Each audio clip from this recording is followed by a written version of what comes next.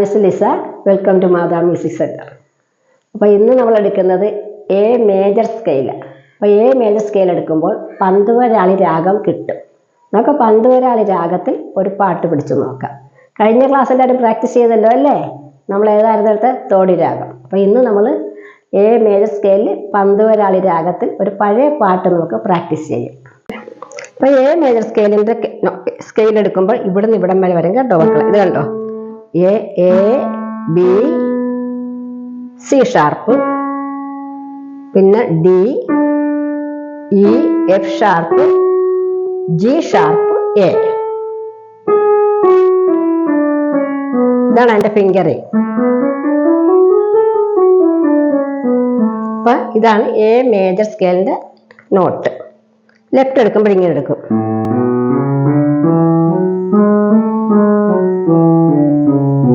അപ്പൊ ഇതിൻ്റെ അകത്ത് നിങ്ങൾ ശ്രദ്ധിച്ചു കാണും, 3 കറുത്ത നോട്ട് വന്നിട്ടുണ്ടല്ലേ? അപ്പൊ പന്തുവരാളി രാഗം എടുക്കുമ്പോഴും ഈ 3 ബ്ലാക്ക് നോട്ട് നമുക്കിവിടെ വരുന്നുണ്ട്.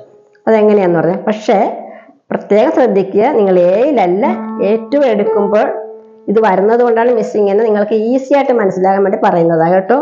പക്ഷെ നിങ്ങൾ രാഗത്തിലേക്കാണ് കൈവെക്കുമ്പോൾ ഒരിക്കലും ഇവിടുന്ന് ആരംഭിക്കരുത്, ഇവിടുന്ന് ആയിരിക്കണം. ഷഡ്ജം പന്തുവരാളി രാഗം എന്ന് പറഞ്ഞാൽ അതിന് വേറൊരു പേരോടുണ്ട്, കാമവർദ്ധനി എന്ന് പറയും. നമുക്ക് പന്തുവരാളി എന്ന് പറഞ്ഞാൽ മതി. അപ്പൊ ഇത് കണ്ടോ ഷഡ്ജം, ശുദ്ധരിഷഭം, ആന്തരകാന്താരം, പ്രതി മധ്യമം. കണ്ടോ, ഇതാണ് കറുത്ത നോട്ട. പഞ്ചമം, ശുദ്ധദൈവർ, കൈഷികല്ല കാകളി നിഷാദവ. കണ്ട, കാകളി നിഷാദവ ഇതല്ല കേട്ടോ, ഇത് കൈഷിക നിഷാദം. ഇതാണ്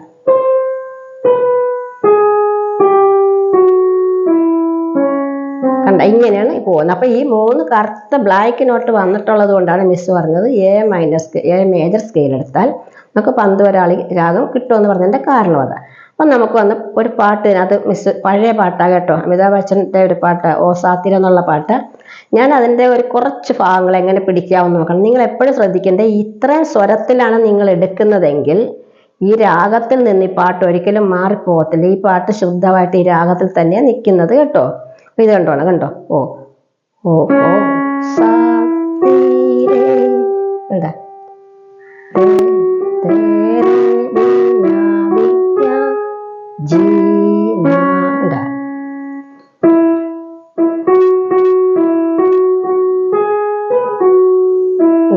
അപ്പൊ നമ്മൾ എടുക്കുമ്പോ നിങ്ങൾ നോട്ട് നോക്കി എടുക്കണം. അപ്പൊ ഓ ഇതുണ്ട, ഓ ഇവിടെ വരും, ഇവിടെ ഒരു ഇത് കൊടുക്കും കേട്ടെ.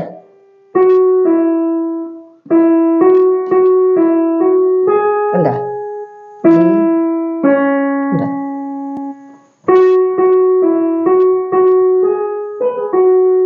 ഇവിടെ ഒരു ചെറിയ ഒരു ഇത് വരുന്നുണ്ട്, അത് നിങ്ങൾക്ക് പെട്ടെന്ന് എടുക്കാൻ പറ്റൂല. അപ്പൊ ഈ പാട്ട് നിങ്ങളൊന്ന് പിടിച്ചു നോക്കുക. അപ്പൊ ഇങ്ങനെ നിങ്ങൾ എടുക്കുകയാണെങ്കിൽ ഈ സ്വരത്തിൽ തന്നെ നിങ്ങൾ പിടിച്ചു നോക്കുകയാണെങ്കിൽ ഒരു പാട്ട് കിട്ടും. ഇങ്ങനെ തന്നെ പോകാവുള്ളൂ കീ.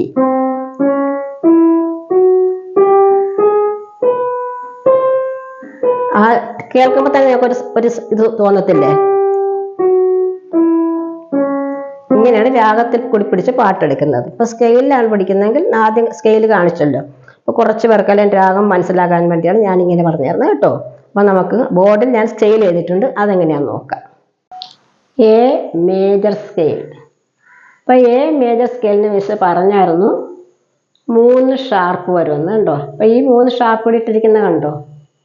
അപ്പൊ ഇത് ബേസ് ക്ലെഫിന് ഇങ്ങനെ വരും ഷാർപ്പ്. ഈ 3 എണ്ണത്തിന്റെ അർത്ഥം ഇത് കണ്ടോ, സി വന്നിട്ട് മിസ് എഴുതിയിട്ടുണ്ട്. സി വന്ന് കറുത്ത നോട്ടിലാണ് നിങ്ങൾ പിടിക്കാനുള്ളത്. ഇപ്പോൾ എഫ് പിടിക്കുമ്പോൾ അതും കറുത്ത നോട്ട്. അതേ സമയത്ത് ഇത് കണ്ടോ, ജിയും ബ്ലാക്ക് നോട്ട്. അപ്പം ഇങ്ങനെയാണ് ഇതിൻ്റെ നൊട്ടേഷൻ പോകുന്നത്. അങ്ങനെയാണ് നമ്മൾ ഇത് കണ്ടോ, ഇത് ലെഫ്റ്റ് ലൈൻ. അതിൽ ഇതിപ്പോൾ എ ബി സി വന്ന് കറുത്ത നോട്ടിൽ പിടിക്കണം, അതായത് ഋഷഭം എന്ന് പറഞ്ഞില്ലേ അത്. പിന്നെ ഡി ഇ എഫ് വന്ന് ബ്ലാക്ക് നോട്ട്, പ്രതി മധ്യമം എന്ന് പറയും, എഫ് ബ്ലാക്ക് നോട്ട്. ഇത് കണ്ടോ, ഇത് ജി വന്നിട്ട് കറുത്ത നോട്ടിൽ പിടിക്കണം, അതാണ് ഇങ്ങനെ ഷാർപ്പ് ഇട്ടിരിക്കുന്നത് മിസ്. അതുപോലെ ഈ ബോർഡിലെ കളറൊന്ന് ചേഞ്ച് ചെയ്തത് ചില കുട്ടികൾക്ക് സ്റ്റുഡൻസിന് കാണാൻ ബുദ്ധിമുട്ടുണ്ടെന്ന് പറഞ്ഞതുകൊണ്ട് നിങ്ങളിങ്ങനെ കമൻറ്റ് പറഞ്ഞെങ്കിൽ മാത്രമേ മിസ്സിന് അത് കൃത്യമായിട്ട് ചെയ്യാൻ അത് അറിയാൻ സാധിക്കത്തുള്ളൂ. അപ്പോൾ ഇതിപ്പോൾ നിങ്ങൾക്ക് കാണാമെന്ന് മിസ്സിന് തോന്നുന്നു. ഓക്കെ, അപ്പോൾ ഇത് നന്നായിട്ട് പ്രാക്ടീസ് ചെയ്യുക. അപ്പോൾ നോട്ട് എപ്പോഴും എഴുതി പഠിക്കണം. ഇത് കണ്ടോ, ഇതെങ്ങനെ പോയിരിക്കുന്നതെന്ന് കണ്ടല്ലോ. അപ്പോൾ ഇത് സാ കണ്ടോ, ഇത് ഒരു സായാണ് അല്ലേ. അപ്പോൾ ഇതും ഒരു സായാണ് കേട്ടോ. അപ്പോൾ മലയാളം പഠിക്കുന്നവരാണെങ്കിൽ ഇത് ഒരു സായാണ്. അപ്പോൾ അങ്ങനെയാണ് നിങ്ങൾ നോക്കട്ടെ. ഇത് നോക്കിയിട്ട് ഞാൻ മിസ് ഇവിടെ താഴെ എഴുതിയിട്ടുണ്ട് ഏതൊക്കെ നോട്ടിൻ്റെ പേരുകൾ ഇംഗ്ലീഷ് എഴുതിയിട്ടുണ്ട്, അത് മലയാളത്തിലും അതുപോലെ തന്നെ എഴുതിയിട്ടുണ്ട്. അപ്പോൾ ഇതെല്ലാവരും ബോർഡിൽ എഴുതി പഠിക്കുക. അപ്പോൾ എ മേജർ സ്കെയിലിൻ്റെ ഫിംഗറിങ് എല്ലാവരും ശ്രദ്ധിച്ച് കണ്ടല്ലോ അല്ലേ.